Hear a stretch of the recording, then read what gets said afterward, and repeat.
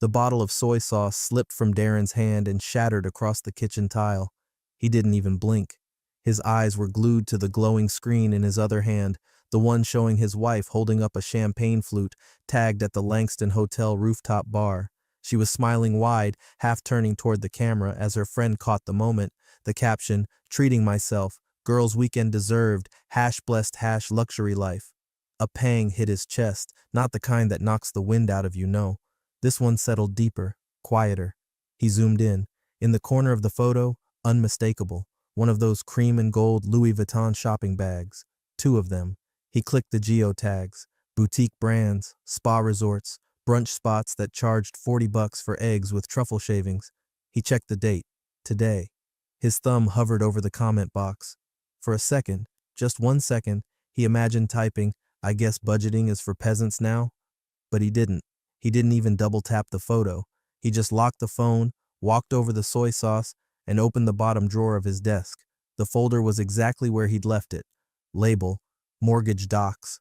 Inside, nestled between innocuous PDFs and inspection reports, was the real gem, the amended postnup, 5 months old, her signature right there in blue ink, next to a little yellow tab that had said, "Sign here" at the time. She hadn't read it. He knew because she didn't want to read it. Michelle, at her core, hated fine print. She skimmed, smiled, and signed it during a Tuesday night dinner, eyes half on an episode of The Bachelor. All he said was, "It's the last thing the bank wants before we finalize the refinance. Standard stuff." She barely looked up from her wine glass. And now? Now she was posting like a Kardashian knockoff while draining the joint account they explicitly agreed was for home improvements and emergency expenses only. They had a spreadsheet. They had rules. She cried about rebuilding trust just weeks ago, promised she was trying. But now here she was, treating herself with his money and pretending it was healing. Darren leaned back in the creaky leather chair and looked at the ceiling like it might offer an answer. It didn't. He wasn't even angry, not in the primal, yelling sense. This wasn't the slamming doors kind of betrayal. It was more like watching termites eat through the beams of a house you built by hand. You don't scream, you get an exterminator. And that's exactly what he had done, except his exterminator wore a suit, charged by the hour, and knew how to quietly bury enforceable clauses in mutual refinancing agreements. See, Clause 7C of the amendment stated that any purchases over $250 from the joint account required dual written consent, a safeguard Michelle herself had nodded at with that empty, performative, "Fine, you want legal protection? Here." But what she didn't realize was that the entire amendment, filed quietly through their estate lawyer, had turned the joint account into a booby trap. And now, she'd walk straight into it in designer heels. Darren didn't call, didn't text. He slid the document back into the drawer and poured himself a glass of water. It's a weird thing, holding power you never wanted to use, but sometimes the only thing louder than shouting is the sound of doing absolutely nothing while the system quietly kicks in. He picked up his phone one last time, refreshed her story feed, more rooftop giggles, a close-up of her mimosa, a clip of the boutique concierge handing her a wrapped package. The caption, "He's paying, he owes me after this year #married life." The gall. Oh, and while you're here, if this kind of story has you gripping your coffee a little tighter, consider subscribing. More than 97% of our listeners never hit that button, but it really fuels our team to keep bringing these true, twist-packed tales to life. It makes a bigger difference than you think. All right, back to the chaos. Darren didn't finish his dinner. He didn't need to. The feast would come later, served cold, calculated, and with the added satisfaction of her friends filming it all. It started like most reconciliations do, through gritted teeth and a therapy copay. Michelle dabbed at her eyes with a tissue while the counselor, some soft-voiced woman named Elise, murmured affirmations in a tone Darren found indistinguishable from customer service. "I know I've made mistakes," Michelle sniffled, "but I'm really, really trying this time." Her hand found Darren's on the couch, fingers cool and slightly shaking. "I just want us back." Darren had to force himself not to pull away. The moment felt like theater, and maybe that wasn't fair. Maybe she was trying, but ever since that dinner last winter, the one where she accidentally used the joint card to book a spa day for her and the girls, and then spent half the night justifying it, he couldn't stop seeing the pattern. Crisis, tears, apology, lull, repeat. This time he wanted out of the loop. So during one of the sessions, when Elise suggested setting boundaries around finances to rebuild trust, Darren nodded slowly and said, "Maybe we should write something up, just to be clear, so neither of us has to feel anxious when a charge comes through." Michelle tilted her head, mascara already smudging.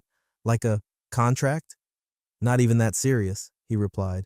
"Just clear terms, like no charges over $250 without discussion, stuff we both agree on." She rolled her eyes, half laughing, half insulted. "You think I'm gonna go spend 10 grand behind your back?" Darren smiled with the kind of patience that comes from knowing she already had, twice. "I think this helps both of us feel safer. You've said you want to rebuild. This is part of that." That got her. The guilt hook. She sighed theatrically, wiped her cheek again, and said, "Fine. You want legal protection? Here."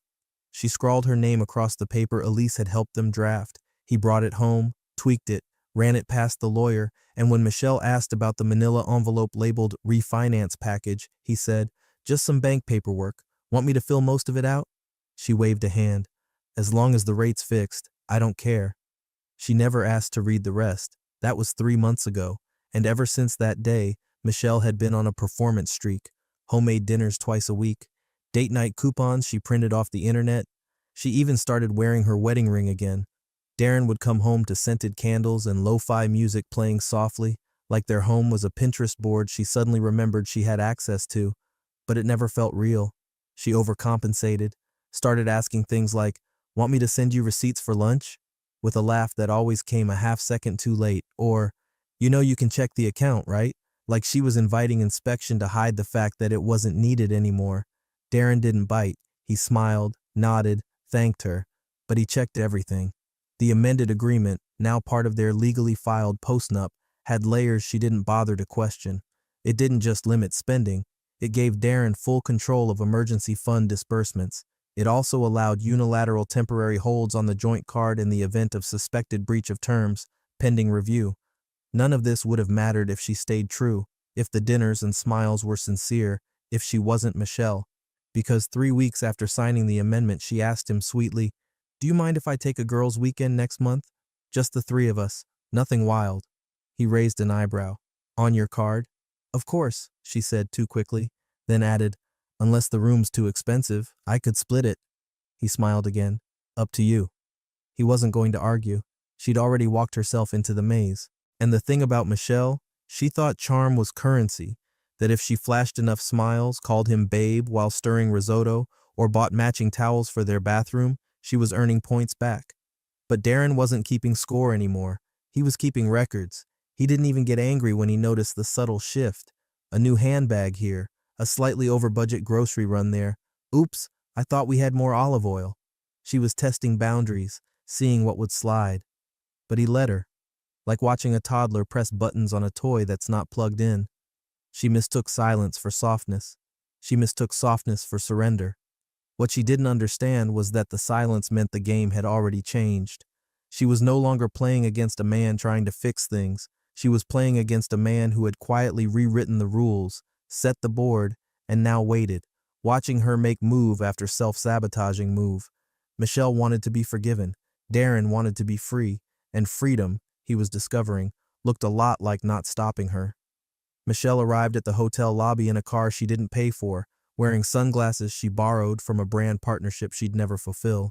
She stepped out like she was on a red carpet, grinning, hair curled, wearing that floral wrap dress she always swore made her look expensive. Her friends followed behind with tote bags and high-pitched laughter, all dressed in the same aspirational influencer energy that made them interchangeable in every selfie. The Langmore Grand, newly opened, newly overpriced, exactly the kind of place she dreamed of tagging herself at when she still cared about Darren's opinion. The desk clerk greeted her with syrupy courtesy. "Welcome, Miss Caldwell. 1 king suite, 2 doubles?" "Correct," she chirped. "And can you put it all on this?" She handed him the joint card with a wink, then turned to her friends and added loud enough for everyone in the lobby to hear, "He's paying, girls!" They laughed. One of them, a brunette with Botox-lifted eyebrows, actually clapped. Michelle wasn't just enjoying herself. She was curating proof that she'd won. She'd gotten everything she wanted, stability and freedom. A husband who understood her need to recharge, a bank account with his money, and friends who never asked too many questions. As they made their way to the elevator, she filmed a quick story. Weekend reset with my girl's deserved self-care queen. The camera lingered just long enough on the gold-accented hallway and the sparkle of her necklace, a recent addition courtesy of the monthly stipend she'd sweet-talked Darren into calling their budget. Meanwhile, Darren sat at his desk back home, sipping his second coffee and staring at a grainy security feed of the front porch where nothing was happening. No noise, no movement, just peace. He minimized the window and opened the secure file, Postnup Amendment, Final Filing Copy.pdf, Clause 7C, Clause 8B, Clause 10D. He picked up the phone and called the bank's dedicated legal liaison. Not customer service, not the generic fraud hotline. This was a direct line tied to the estate attorney's office. "Mr. Caldwell?" the voice answered after 2 rings. "Activate the limitation clause," Darren said. "Yes, effective immediately. The account ending in 6421. A brief pause. "Understood. Your file has all necessary documentation. Consider it done. Would you like notification when a charge is attempted?" "No, just let it run." "No problem." He ended the call and returned to his spreadsheet. Not for work, just something he liked to update when things felt too chaotic. Rows of maintenance schedules, expense logs, long-term projections. Predictable, like him. Back in the suite, Michelle slid open the minibar and poured champagne into 3 mismatched glasses. "To us," she said, lifting hers. "To Michelle's rich husband," one of the girls shouted. "To not giving a damn," said another. They downed the bubbly and headed out. First stop, the boutique next door, a place with no prices on the window displays. Michelle tried on 2 handbags, posed with both, and told the clerk to box the one that matched her aura. She used the joint card again. Then it was off to the jewelry kiosk. Something fun, not flashy. She chose a bracelet made from imported glass beads and dipped silver. $480 of whimsy. No hesitation. Swipe. Lunch was tapas and sparkling rose on a balcony with a filtered view of the skyline. Her friend filmed her sipping slowly, chin tilted just right. She reposted the story with a caption, "When self-care looks this good, how can you not?" Spa appointments were next. Michelle didn't ask if the card could cover all 3 facials, just nodded when the front desk asked, "Will this all go on the same card?" Of course it would. She was, after all, a wife. Back home, Darren pulled a bin from the hallway closet and sat down on the floor. The bin was labeled Michelle's Decor. Inside, seasonal wreaths, glittered pumpkins, mugs that said, "But first, coffee," in cursive. He looked at them all like museum artifacts from a culture he used to belong to. Then he picked up a Sharpie and crossed out the label. He wrote a new one. For donation. He wasn't angry. That was the strange part. It all felt procedural now, a slow erasure, a surgical one. He wasn't deleting her out of spite. He was simply organizing the aftermath of a decision she'd made in sequins and hashtags. Out at dinner, Michelle was still glowing, still feeding on likes, still convinced the life she had wasn't unraveling thread by thread with every swipe of that card. That's the thing about illusion. It looks real until the floor drops. Michelle held the eye serum like it was the philosopher's stone. "This one," she said to the saleswoman, "is the only thing that fixes my under eyes. It's literal magic." The woman behind the counter smiled with the hollow enthusiasm of someone who'd been paid to nod at every customer's skincare gospel. Michelle didn't notice.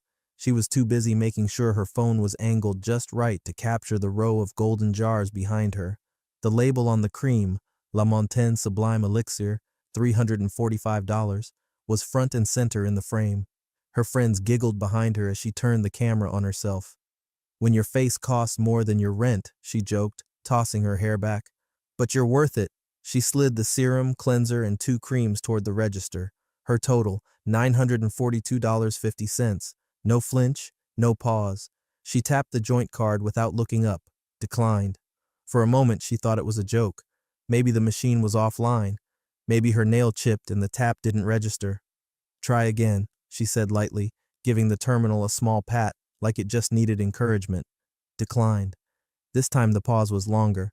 Her smile still held, but it faltered at the corners. "That's weird," she said, glancing over at her friends. The brunette, Tara or Tessa or something, was already recording, mouthing the words, "Wait for it," while pointing her phone at Michelle like a spectator at a circus. Michelle swiped the card manually. Declined. The saleswoman cleared her throat. Sometimes banks flag higher-end transactions. You may want to call them? Michelle pulled out her phone, walked a few feet away, and dialed. She tapped her nails on the counter while it rang. Then, a click. Yes, hi. I'm trying to make a purchase and… Wait, what? There was silence. Then, I don't… What agreement? She paced. Her eyes flicked around the store now, the panic bleeding through her concealer. But this is our joint account. I always use it. Another pause. A longer one. No, I don't have… Wait, my husband filed what? She turned around, voice climbing. I need to speak to a supervisor. Now. The voice on the other end was unmoved. Ma'am, we're unable to override the current agreement limitations. Please review your financial contract. For privacy reasons, we can't discuss further unless your name is listed with permissions. Thank you. Click. She stared at the phone. Hello? Her friend's laughter, which had started as a giggle, was now a full snort. Dude, didn't Darren mention something about legal stuff last spring? Michelle shot her a look that could have cracked glass. That was about the mortgage. Tanya shrugged. Maybe not just the mortgage. Michelle turned back to the clerk, face flushed now. I'll come back, she said, grabbing her purse in a stiff jerk. Of course, the woman said smoothly, already placing the expensive items back on the shelf with a grace that felt mocking. As they exited the boutique, Michelle hissed, You didn't need to film that. Tanya shrugged again, still holding her phone. It's already in the cloud, and honestly, kinda iconic. You always look good in drama. Michelle didn't respond. Her brain was sprinting now. What agreement? She replayed the conversation with Darren from months ago, the refinancing paperwork, that stack of forms she'd signed between bites of chicken piccata, that yellow sticky tab, sign here. That night he seemed oddly calm, too calm. He'd never brought it up again, never asked about limits, never even said a word when she'd used the joint card for the hotel. But that calm, she saw it now in a new light. She yanked her phone out again, thumb trembling slightly as she searched her inbox. Filters, Darren plus attachment. Her stomach turned before she even opened it. There it was. Subject, signed doc mortgage plus amendment date, 5 months ago. She clicked the PDF and skimmed, and stopped cold when she saw it. Section 7C, spending limitations. Section 10B, emergency clause. Section 11F, authorized account freezing in event of breach. Her name, her signature, her initials. Holy she muttered. What? Asked her other friend, the quieter one, Bree. I think I signed this. Like, he tricked me. Michelle, Bree said slowly. He's an analyst. He didn't trick you. You just didn't read it. Michelle stared at the sidewalk. Her friends were still filming, whispering, laughing. But inside her head, the sound was different now. No more clinking glasses, just ticking. And she had no idea how much time was left on the clock. Michelle slammed the hotel room door behind her hard enough to rattle the artwork on the wall, some oversized print of cherry blossoms that now looked vaguely sinister. She kicked off her heels like they'd offended her and paced the room like a lioness in heels and smudged mascara. Her phone was in her hand before she even knew she'd grabbed it. She dialed Darren, straight to voicemail. Again, voicemail. She left the message short, sharp, and loud. What did you do? Call me. She sent a follow-up text. Just the same words, now punctuated with 5 question marks. Nothing. She sat on the edge of the bed, shaking, her purse contents spilled across the duvet like entrails, lip gloss, loose receipts, a card that now might as well be made of plastic-coated air. Her thumb flew across her phone screen, searching. Inbox. Darren. Attachments. There. Subject line. Mortgage package. Final copy plus amendment. The file was time-stamped 5 months ago. It was the same night she'd been halfway through a bottle of Merlot, watching reality TV and muttering, while signing things. The body of the email read, Michelle, attaching final package for our files, includes mortgage refi, standard joint property clause updates, and the post-nup amendment we discussed. Let me know if you have any questions. Per our signed amendment, Section 10B takes effect if any violations occur. It's all clean and filed. Darren. She clicked the PDF and her stomach turned at the sight of her own signature.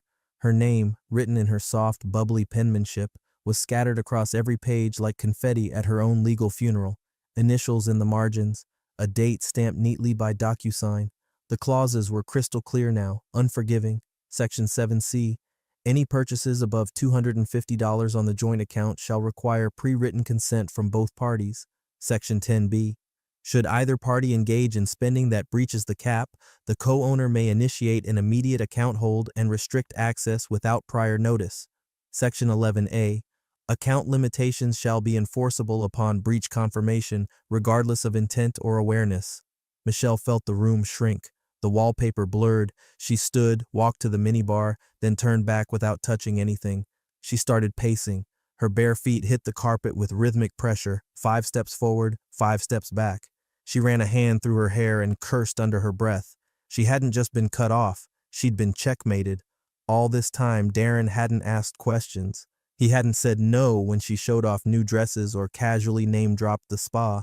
He hadn't asked how much she spent on the weekend reset or whether her brunches were getting out of hand. He just smiled, nodded, and topped off the joint account. And now it was clear why. He'd been waiting.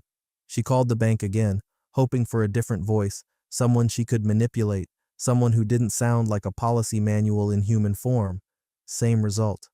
I'm sorry, Mrs. Caldwell. Due to the financial contract filed under your name, we're unable to make exceptions. All account activity is frozen under the limitation clause until reviewed by both parties. If you believe this is in error, we advise contacting your legal representative. She hung up and screamed. Not a theatrical scream, a real one, guttural, ugly, one that made the walls of the luxury suite feel suddenly too close and the air too warm.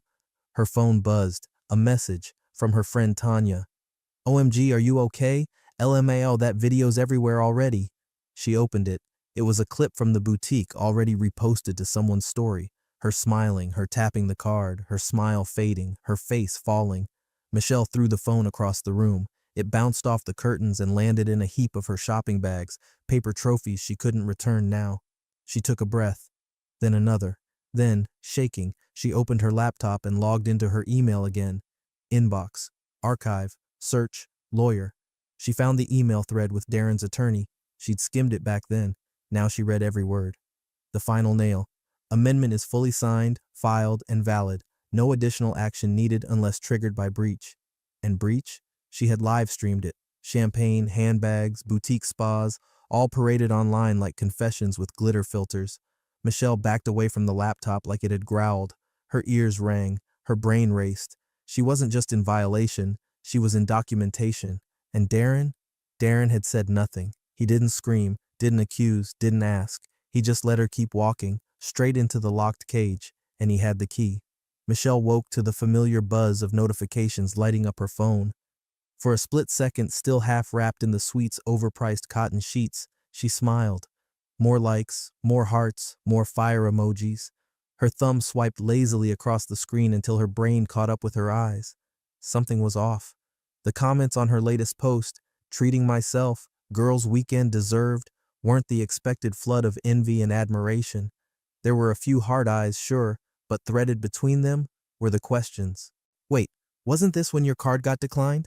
Oh my, not the he's paying energy followed by declined. Yo, Tanya Wild for posting that story. Is this a sponsored post or a confession? Her chest tightened. She opened Tanya's story. There it was, shot from waist level, probably discreetly, Michelle on camera, standing at the boutique counter, laughing, handing over the card. Then the moment her smile faltered, the terminal beeped, her face fell, and Tanya's whispered commentary in the background. Watch it, wait for it, boom, she's declined. Twice. The video ended with Tanya laughing so hard the camera shook. Michelle stared at the screen in horror. 25,000 views. Tanya had tagged her, tagged the store, added a caption, "When your man changes the locks, on your wallet." She fumbled out of bed, phone still in hand, her legs tangling in the sheet as she yanked open the curtains, like daylight might somehow dilute the humiliation. She clicked her messages, 12 new DMs from people she barely talked to anymore. Girl, what happened? I thought y'all were doing better. Darren cut you off? No one was laughing with her. They were all laughing at her. She opened a message from one of Darren's old college friends, a guy she'd always found annoying. Even he messaged her. Saw Tanya's video, yikes. That joint account still joint? Her fingers trembled as she opened the banking app again. Still locked, still zero access, still frozen. She typed a message to Darren, this time not furious, desperate. Can you please explain what's going on? This is humiliating. People are messaging me. Please talk to me. She waited. A full minute, then 2. Then her screen lit up with a new message. From Darren. One word. Agreement. That was it. No explanation, no gloating, no anger, just cold surgical acknowledgement.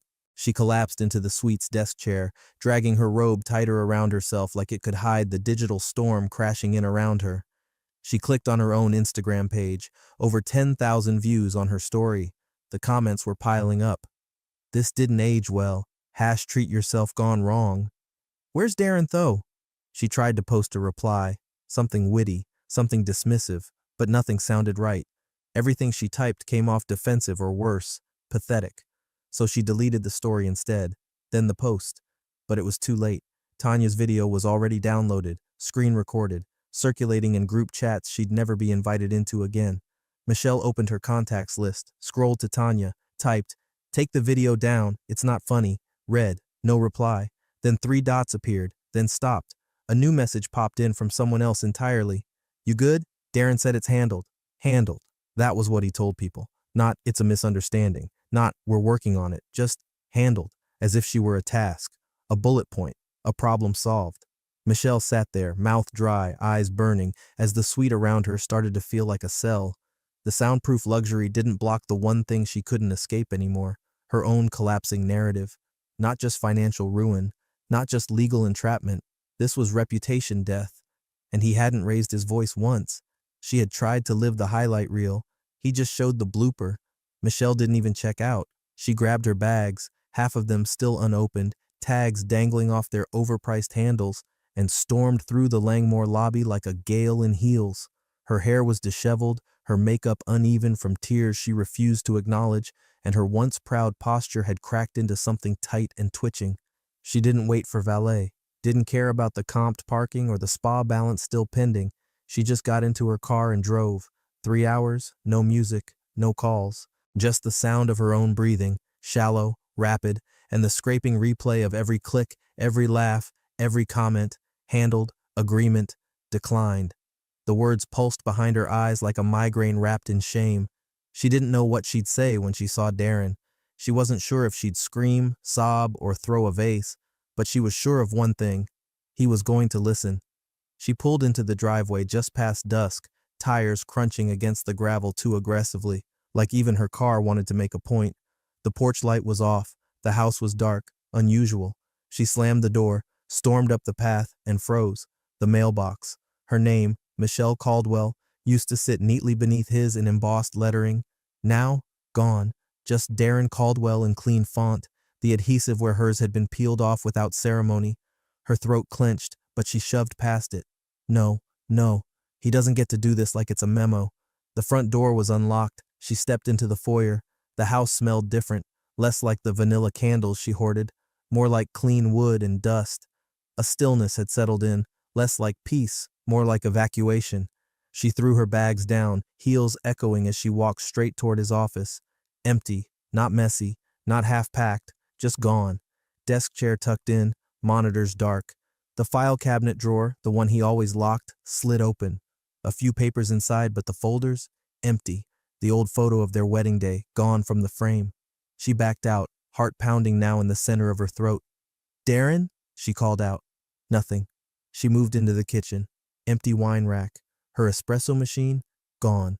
The decorative mug she hung herself, replaced by 2 simple white cups stacked beside the sink. But what caught her eye, what stopped her, was the envelope. Dead center on the kitchen table, cream paper, thick, her name printed across the front in clean black pen, Michelle. She stared at it for several seconds before picking it up. It was heavier than expected, not handwritten love letter heavy, legal heavy, document heavy. She opened it, a single sheet on top, a note, short. "You chose show over substance. I chose silence over shouting." Below that, clipped neatly, was the printed post-nuptial amendment, every page highlighted, every clause marked, her own initials circled in red pen, her signature underlined, the date stamped at the top, filed, executed, enforced. There was no anger in the delivery, no curse words, no threats, just facts, a carefully packaged truth she could no longer ignore. Michelle sank into the nearest chair, the envelope still open in her hand, and for the first time in days, stopped moving. She hadn't just lost access to the account, she'd lost access to him. Darren hadn't simply frozen her card, he'd frozen himself out of her entire orbit, quietly, completely, without flinching.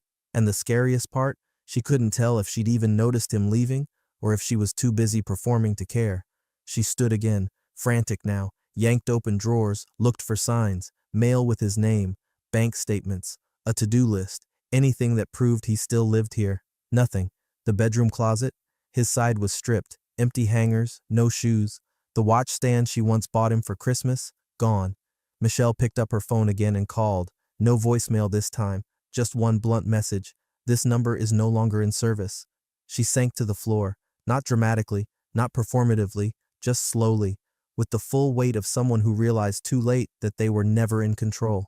She had spent the last few years curating a version of her marriage that photographed well, and Darren had spent the last few months making sure that when it collapsed, there would be no rewind, no caption, no edit, just a page, a signature, and a man who walked out without ever raising his voice. Michelle sat on the worn leather chair across from the attorney's desk, arms crossed, legs jittering. She'd asked for the meanest one in town, the kind who makes judges sweat and doesn't blink when things get ugly. That's what everyone said about Gina Mercer, ESQ. And right now, Michelle needed ugly. She needed aggressive. She needed someone who'd chew through Darren's smug silence and spit out some kind of victory. Gina, however, was calm. Too calm. She flipped through the printed pages of the post-nuptial amendment without a single change in expression. No raised eyebrows, no surprised aha moments, just silent, methodical flipping. Michelle waited, tapped her nails, crossed and uncrossed her legs. Finally, Gina placed the last page down, her manicured fingers tapping lightly on the table. Well? Michelle leaned forward. Well, what? It's enforceable, Gina said flatly. Ironclad, actually. Michelle blinked. What? No, I mean, he tricked me. He told me it was mortgage stuff. He slid it in, buried in some boring paperwork. Gina tapped one of the highlighted sections. That's not trickery. That's you not reading what you signed. Michelle scoffed. So that's it? He can just strip me out of our account? Like that? Without even telling me? Gina didn't flinch. He did tell you, right here. She pointed to the email Darren had sent, the one Michelle herself had opened in front of her 30 minutes ago. Attached, mortgage documents and amended agreement. Let me know if you have any questions. Michelle felt her throat tighten. But I didn't know what I was signing. You initialed every page, signed the last one, and that email? It proves you had access to the document before signing. That's informed consent, Michelle. She shook her head. What if I say he pressured me, coerced me? Gina gave a slow, disappointed sigh. Michelle, did he threaten you? No. Did he isolate you, withhold money or access until you signed? No, but did he physically intimidate you? Of course not. He's Darren. Then the courts won't touch it. There's no coercion. There's no fraud. There's just negligence. Yours. Michelle flinched like she'd been slapped. And the worst part, Gina added, he didn't just rely on the document. He backed it up. He filed it properly, notarized it, registered it through your estate lawyer's office. Everything time-stamped, documented, and duplicated. I didn't know he was that calculated, Michelle muttered, mostly to herself. Gina raised an eyebrow. You married a financial analyst. What did you think he did with his brain all day? Michelle stood abruptly. So what? I just lose? He gets to win because I didn't read the fine print? Gina leaned back in her chair and laced her fingers together. This isn't about winning or losing. This is about contracts. And yours is legally bulletproof. The account is his to restrict. Your spending exceeded the cap multiple times, and the clause allows for action without prior warning. Michelle stared down at the printed agreement. Her own signature stared back at her. Blue ink, her usual little flourish at the M, as if she'd been proud to sign it. Gina continued, you could try to challenge it, but we'd need proof of fraud. And Darren, he didn't deceive you. He just waited for you to hang yourself with your own signature. Michelle sat back down, defeated. So that's it? Legally? Yes. Emotionally? Gina shrugged. That's your own battle. There was a beat of silence. Then, you said he filed everything through our estate lawyer? Mm-hmm. Michelle frowned. I thought he was avoiding all that. He never liked legal stuff. Gina looked at her, head tilted. Michelle, he didn't avoid it. He mastered it, quietly, precisely. While you were broadcasting your brunches, he was building an exit strategy. Michelle swallowed hard. The chair suddenly felt too big, like it was trying to swallow her. She'd come in ready to fight, to tear something apart, to demand justice. Instead, she was being handed a folder, her own signature on every page, while the world she thought she controlled now looked like it belonged to someone else. Darren hadn't ghosted her. He'd filed her away. The letter arrived in a nondescript white envelope, no bold stamps, no dramatic seals. Just her name, typed neatly in black ink, and a return address from the family estate attorney she hadn't thought about in over a year. Michelle opened it at the kitchen island, her hands already tense before her eyes had scanned a single line. Something in her gut whispered this wasn't a bill, it was a sentence. Inside, a single sheet of paper, bullet points. Joint spending account, frozen indefinitely pending review. Personal access to secondary savings, denied per clause, 11B. All charges in breach of postnup clause 7C will be deducted from Michelle's remaining quarterly disbursements. Estimated deduction, $9,372.47. There was a footer, cold, legal, final, filed under voluntary agreement #2147, executed March 3rd, initiated by Darren Caldwell. She didn't even make it halfway through before sitting down, suddenly aware of how quiet the house had become, the kind of silence that presses against your eardrums and makes you aware of every shallow breath you take. She pulled out her phone and opened the banking app. Balance, $76.32. Her thumb hovered over the screen. Maybe it was a glitch. Maybe she opened the wrong account. She tapped through the tabs again. Nope, joint account, locked, savings, grayed out. She closed the app, opened Instagram. Her last post was still there, a filtered selfie at the Langmore rooftop, chin tilted, smile rehearsed. Living my truth # spoiled not sorry. She stared at it. The likes had stalled. The comments had turned. She scrolled down, past the posts of brunches, spas, poolside shots with carefully arranged cocktails, motivational quotes she didn't believe in. All of them now looked like relics from someone else's timeline. She didn't post anything new, just hovered over her profile and deleted the last 6 photos, then the next 5, then all of them. It wasn't a strategy, it was reflex, like hiding the mess after someone's already seen it. She tried calling Tanya, straight to voicemail, tried Bree, rang twice, then texted, "Hey, can we talk?" No reply. She checked Tanya's Instagram, still active, still smiling, still tagging new people. But Michelle's name, scrubbed from captions, untagged from videos, erased like she'd never been part of the group. Even her tagged photo section was empty now, either from their removal or her own shame. Michelle stared at the blank grid. For the first time in years, she had no content to give, no moments to share, no audience to perform for, just silence, not even judgmental silence, just disinterest. And that somehow stung worse. Upstairs, her laptop dinged with a new email. She opened it without thinking. Subject: Beneficiary update confirmation from Concord Wealth Management Body. This is to confirm the updated designation of beneficiaries on file for account holder Darren Caldwell. If you are receiving this notice in error, please contact your financial advisor. Michelle stared at the screen, her stomach tightening into a knot so dense she felt like she might gag. She wasn't copied by mistake. It was deliberate. A gentle, administrative way of saying, "You're not part of the plan anymore." No confrontation, no scene, just one more document. One more quiet door closed with surgical precision. Michelle leaned back, breathing shallow now, as the ceiling fan spun lazily above her. It occurred to her, in the most sobering way possible, that Darren hadn't done this to hurt her. He'd done this to end her part in his life, cleanly, completely, legally. She didn't know where he lived now, or what his new daily routine looked like. He hadn't changed his number because of drama. He'd deleted it. The silence wasn't punishment. It was protection. From her. And all she had left was a frozen account, a hollow Instagram profile, and an envelope she couldn't throw away, because deep down, she knew it was the only honest thing left with her name on it. The boutique smelled exactly the same: leather, jasmine, and money. Michelle stepped through the glass door like she hadn't rehearsed it 6 times in her head, chin high, sunglasses on, shoulders pulled back like armor. Her outfit was calculated, neutral tones, elegant but modest, an attempt to say "I'm still her" without screaming "please believe it." She had planned this. She'd told herself this was about closure, about normalcy, about proving she could still walk into a place like this and be treated like someone who belonged there. Not whispered about, not gawked at, just seen. The moment she crossed the threshold, the clerk looked up from folding scarves and smirked. "Oh, wow," the woman said, tilting her head. "You're the card decline lady." Michelle froze. Excuse me?" The clerk stepped closer, one hand on her hip. She wasn't being rude, just entertained. From the video, she said. You don't recognize me? She pointed to the register.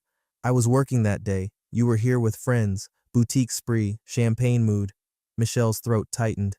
I think you have me confused with someone else, she said coolly, trying to keep her voice from cracking, but the clerk wasn't backing down. No, I'm pretty sure it was you. I saw the clip on a gossip reel. Wife gets declined mid-spree. Hilarious edit. They put sad violin music under it. Michelle's skin went cold. Someone posted that? The clerk gave a half shrug, half smile. Went a little viral. Some gossip page picked it up. You know how it is. Pretty people doing stupid things. Always gets clicks. Michelle turned without a word, walked out before her legs could betray her. The sound of the door chime felt louder than it should have.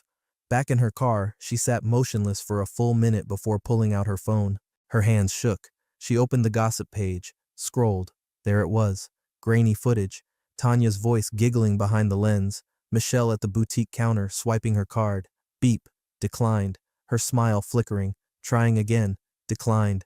The edit zoomed in dramatically as her face dropped.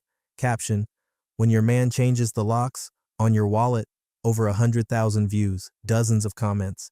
Girl got humbled. She really said #treat yourself and the bank said #try again. Iconic meltdown energy. Michelle stared at her own frozen expression. The worst part? It didn't even look like her anymore. At home, miles away, Darren sat at his desk, laptop open, same video, same soundless clip. He'd received the link 2 days ago from a mutual acquaintance with no comment, just the URL. He hadn't laughed, hadn't smiled, just watched.